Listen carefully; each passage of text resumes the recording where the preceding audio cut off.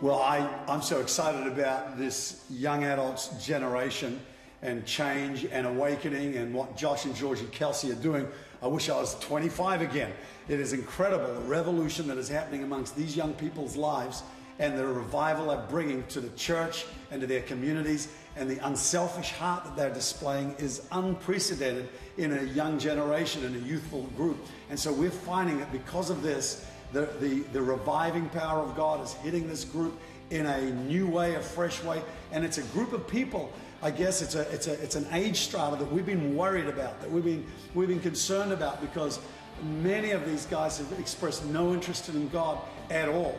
And yet now there's a revival, there's a revolution happening, and it's going to be an awakening this coming year. Well, you know, I was a young adult when I received Christ. I was 19 years old. And Chris, my now wife, was 18. We were boyfriend and girlfriend then. And we got married just 3 weeks after we came to Christ. And we were so on fire for God. We just wanted to serve the Lord. And right then we saw a massive move of God all around the world called the Jesus Revolution.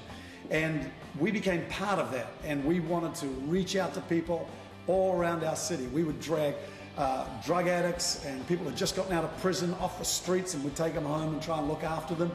And we found ourselves really thrown in the deep end of ministry. And so for us, serving God was our whole heart. And it has been ever since. It's the best age to lay the foundation for your life ahead for serving God. Trying to catch up later on in life, I think it becomes more difficult. But if you've established habit patterns in your life at a young adult stage about serving God, they remain with you for the rest of your days. Well, I believe that young adults have always been the most significant builders of the church in every generation.